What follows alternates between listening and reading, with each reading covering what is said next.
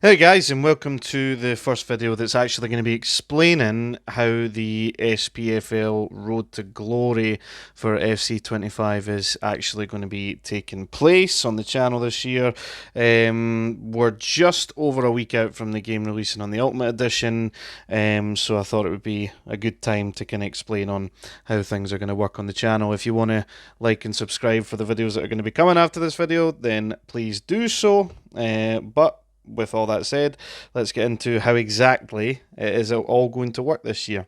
So, I'm going to explain the rules first. First rule being that regardless of the face stats of players, we'll be aiming to have the highest rated possible starting 11 at all times. And the example I've chosen to use for this year's crop of cards is actually Proper and John Suter. Now, obviously, Proper's got slightly better physical and defending. However, in terms of attractiveness of the card to use in game, John Suter, despite being the lower rating, would probably be the one that you'd look to go for out of the two of those. However, with Proper being the higher rating, he'll be going in at the start, subject to change, of course, depending on if people qualify for evolutions, but we'll get to that a little bit later on.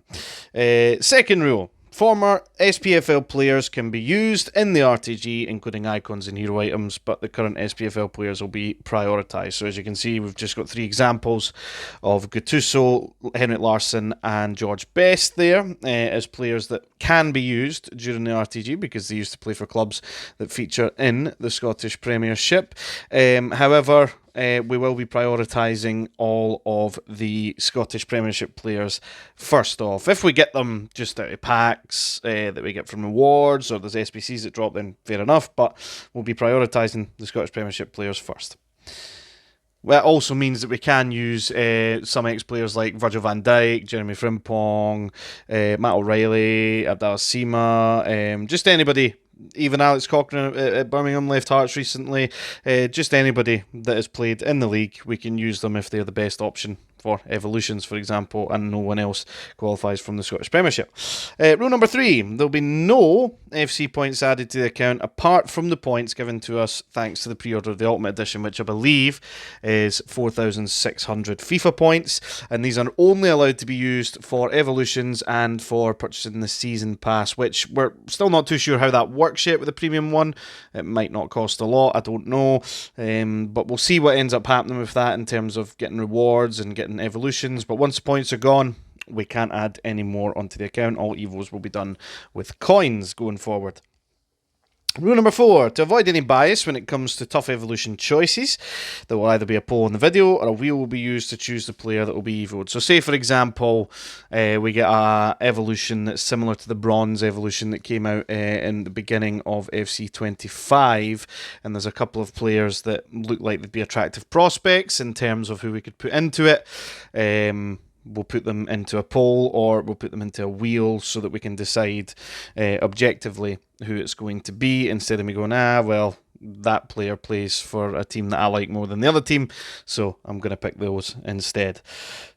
Rule number 5, again, for the avoidance of bias with the wheel, we will use it with all 12 Scottish Premiership teams featured, and it will be spun and it will determine which badge, which home kit and which away kit shall be used. I'll also add a fourth one in that I never put into that presentation there, which is I'll use it to determine who the manager is going to be at the end as well, just to avoid any sort of bias at all. In the event that the home and away kits would clash, we'll just change one around and make it the badge so that it doesn't clash, so that we actually can make sure that we don't end up in a game where we've got two coloured kits.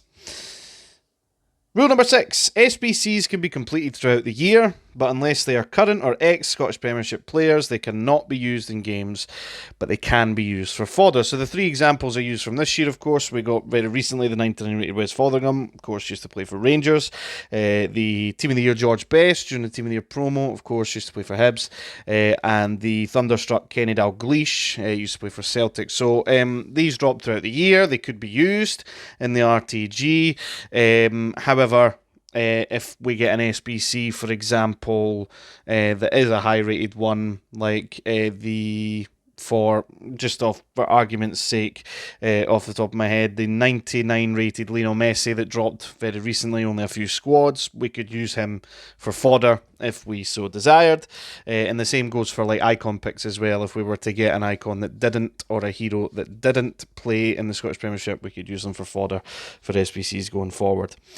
Rule number 7, in the event that a player was to transfer to the Scottish Premiership during either the January or summer transfer window and EA forgot to put a transfer card in the game, we will still be allowed to use that player for our squad. So the 2 examples I've used from this year, at the time of recording, Arne Engels doesn't yet have a Celtic card, and Dexter Lembikisa, when he transferred to Hearts, never got his Hearts card. So those are the 2 examples I chose to use for that. We would still be able to use them if it came down to it and they were the best options, even if EA forgot to give out the transfer cards.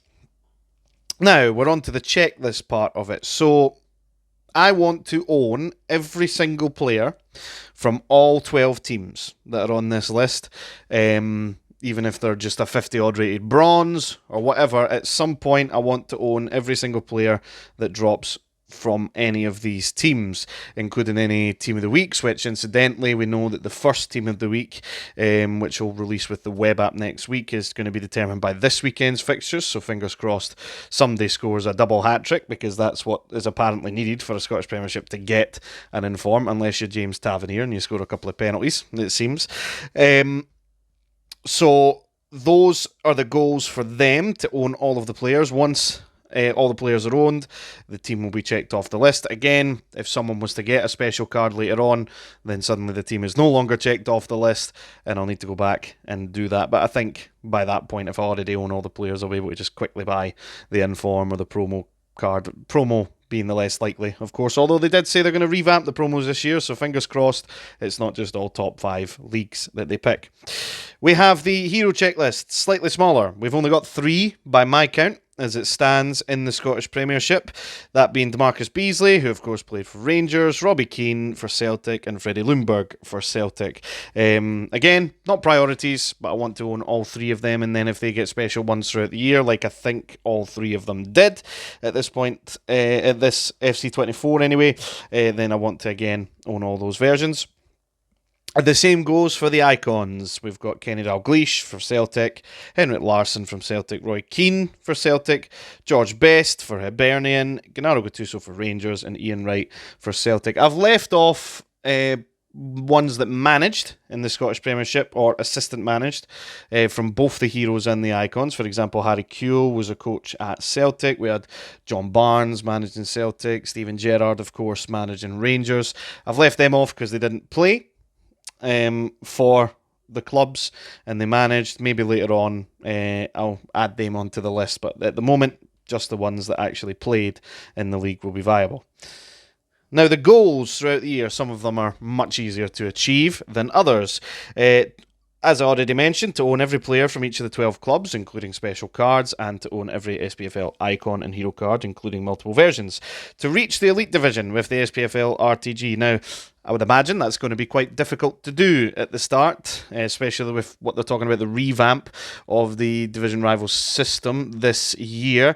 With the cards being lower rated, it's going to be a slog at the start of the year, I would imagine. But we'll keep persevering and we'll keep going and trying to achieve that goal come the end of the year.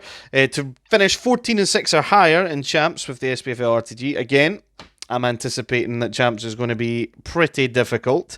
Struggling to probably get 11 wins, I would imagine, because I'm by no means a pro player.